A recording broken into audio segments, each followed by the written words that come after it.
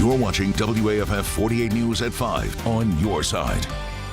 Freezing cold temperatures across the Tennessee Valley this morning and more on the way the next 2 days. Thank you for joining us for this special online edition of WAFF 48 News at 5. I'm Nolan Crane. And Jada Russell is in the 48 First Alert Weather Center. Jada, you told us it would be below freezing this morning, and you were right. Absolutely, and we're going to continue to see our lows fall below freezing for our evenings for the next couple of days. What we're looking at for tonight, 24 is going to be our low for the evening. It's going to be some clear and cold conditions out the door tonight, and then as we get into the overnight hours, we'll take it down just a tad further to about 22 degrees here in Huntsville. Lots of areas will start to feel a chilly condition right as the sun goes down. We'll start to lose that heating outside. So with these clear and cold conditions, though, want to make sure that some folks are aware we could come across some patchy fog going into our Monday morning. So keep that in mind as you make your morning plans. But 24 degrees starting out the door for a couple of folks. I know our students may be getting back to school or they're off on Monday, but Tuesday, 17 degrees even still.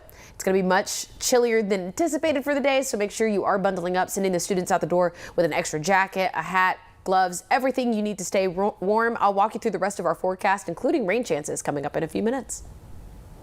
Now to a developing story in Marshall County. One man is dead after an officer-involved shooting. WAFF 48's Faith Delp joins us now live from the sheriff's office. And Faith, this shooting happened early this morning. What have you found out? Yes, Nolan, right now we know Guntersville City police officers and Marshall County Sheriff deputies responded to a domestic call early this morning on Meadowbrook Drive. Now, when they got there, we're told the officers made contact with someone on the property, but soon after that, shots were fired. Now, here's video from that scene earlier today. As you can see, Marshall County deputies, Guntersville police officers, SWAT, ALEA, and the SBI were all on scene. Deputies say as they were trying to speak with the man inside a camper, an exchange of gunfire began. And we don't know what exactly led up to the shooting or exactly how many law enforcement personnel were on scene when this happened, but we know once the shooting stopped, the deputies and officers approached the camper and found the man dead inside. Now, no officers or deputies were hurt. And this happened in a very rural area. There was one neighbor I spoke to, but they were so shaken up by this shooting that they did not want to comment. Now, state investigators have taken over this case, and we are told we will be expecting more information either later tonight or tomorrow, so we will update you once we have any more information. Reporting live in Marshall County, Faith Delp, 48 News on your side. Tonight, we're pushing for more information after a person was shot and killed early this morning at a Huntsville nightclub. The 911 call went out just before 2 this morning at the Icon Ultra Lounge. That's near University and Pulaski. We're told one person was shot. It's not clear right now if the shooting happened inside the club or outside. Police still have not confirmed the victim's name or announced any arrests. New tonight at 5 and only on WAFF 48. A former Priceville police officer who was fired after a deadly chase is now suing the city and his former police chief.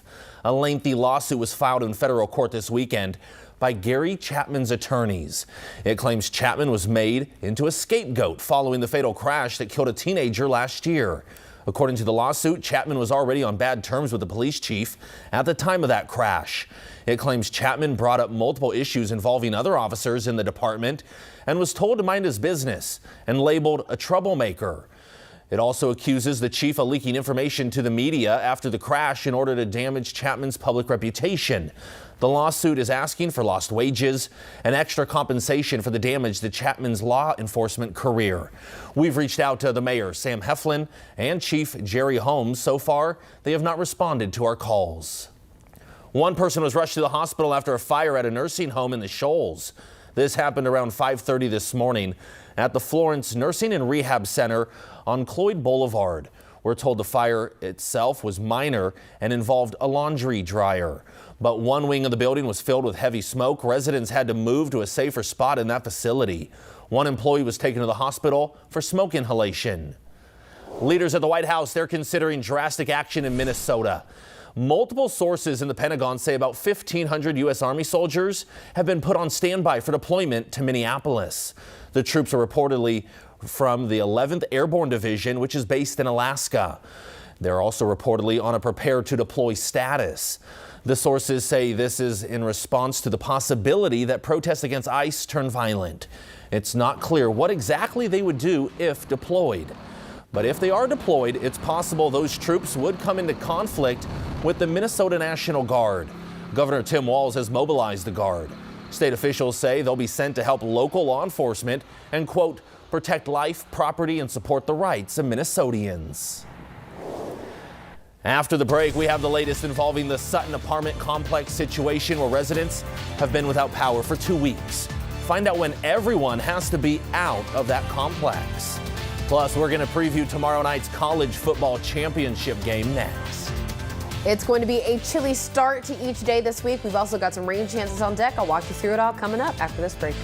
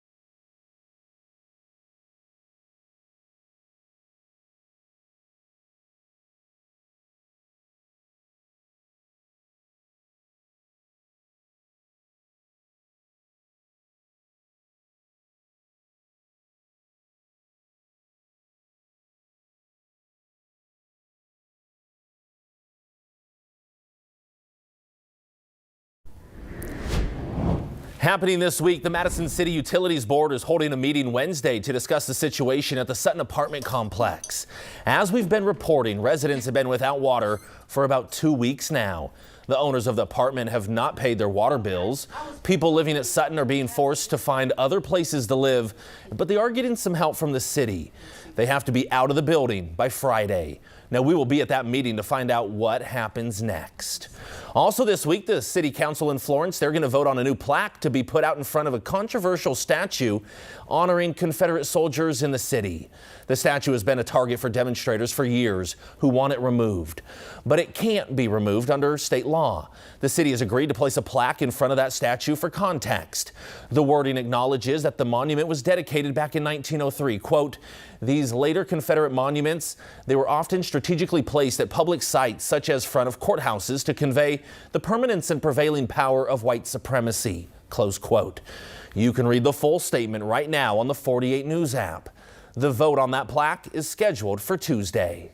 Now, your first alert weather forecast with Jada Russell. 48's Umbrella a Week giveaway is sponsored by Mr. Rooter, your locally owned expert plumbers for over 34 years.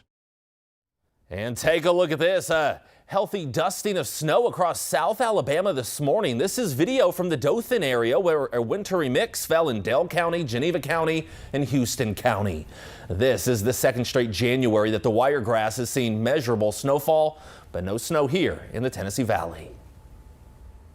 Absolutely. We missed out on that snow, but we are still keeping an eye out later this week. We could have some precipitation, and with us having such cold conditions, we'll see how some things may change. But right now, it just looks like it might possibly be a light dusting at best. I know we've had a cold Sunday, and we're going to continue to see these temperatures hanging around the low in 30s and 20s as we get into our late night hours. So right around 9 p.m., 27 degrees. As we get started for our Monday, 23 is expected for a lot of us. We'll keep it clear overnight, and some areas may come across some patchy fog. Most areas that are known and notorious for having fog, so those areas will see that in the morning. Make sure you're driving safely. Could increase overnight though, so as always, make sure you keep it right here on 48. We'll walk you through it in the morning as well, should anything arise. But we're expecting though, like I mentioned, 30s overnight tonight, dropping to some 20s, and then for our start on Monday, we'll see those low end 20s out the door. We'll keep a slight breeze, but it starts to increase as the day goes on, kind of similar to today. If you were outside, it felt a little chillier with that breeze going outdoors. No matter how bundled up you are, that wind will get you. As the afternoon gets started, temperatures will get up to those upper 30s. Some areas like Decatur, Florence may see some low end 40s there, but like I mentioned, that wind speed starts to pick up a bit just beyond 10 miles per hour as we go into the afternoon. And we are expecting to see those feel like temperatures stay around the 20s for most of the morning. Although as we get into Tuesday, we're expecting to see some teens out the morning. So these feel like temperatures here will drop drastically by that point. Could see some areas with single digit feel like temperatures. So keep that in mind as you go and make your plans for Tuesday. I know a lot of folks may be off and out volunteering for Monday with Martin Luther King Day out for the holiday. It's going to be chilly, so make sure you're bundling up as you make your morning plans. We've got rainfall on the way this week, so Monday and Tuesday, dry, just frigid. As we get to Wednesday, Thursday, and Friday, start to see those rain chances increasing. And taking it through the rest of that weekend, we'll see the rain chances bringing our temperatures up to the mid 50s. But as we get to next Sunday, we walk it back into the 40s after that rain chance, and then we'll keep it in the 40s to start the work week following week. But Wednesday gets us back to those 30s. It's going to be kind of frigid to start this week, though, so please make sure you are bundling up.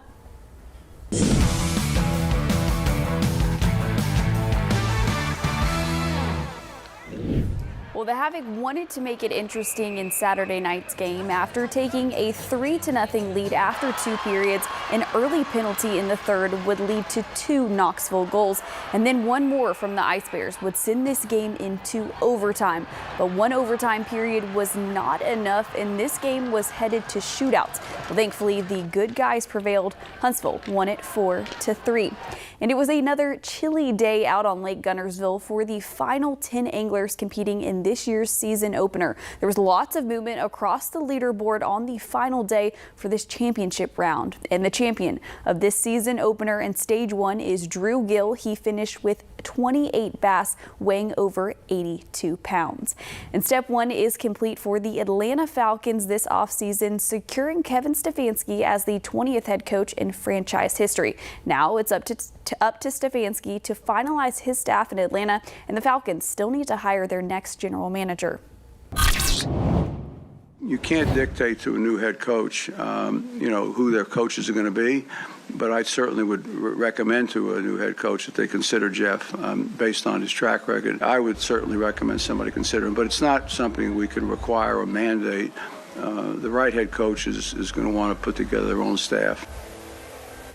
And it looks like defensive coordinator Jeff Ulbrich will be staying on the staff after taking the job in Atlanta exactly a year ago today. Ulbrich helped transform the Falcons' pass rush last season, which broke the single-season sack record for the franchise. And the season finale is almost here, the national championship game between Miami and Indiana. The Hoosiers have looked untouchable in the playoffs so far, and Vegas agrees as Indiana enters the matchup a 7.5-point favorite over the Hurricanes. Kickoff is just 24 hours away with a 6:30 p.m. Central Time start tomorrow night in Miami. A lot of eyes going to be watching that game. Yeah, I bet a lot better weather down there, too. Absolutely. It is frigid here in the valley, and we're going to continue to see that for each morning. So especially as folks get ready to go back to work on Tuesday, there is a 17 on that graphic, and that is staying there. So it's going to be quite chilly that morning. Please make sure you are making every layer count these mornings. As we get to Wednesday and Thursday, we'll get back to those low in 30s to start our morning. A little average for this time of year. So it's cold, but at least there's no snow like we saw in other parts of the state. Absolutely. Thank you, Jada, and thank you for joining us. See you back tonight at 10.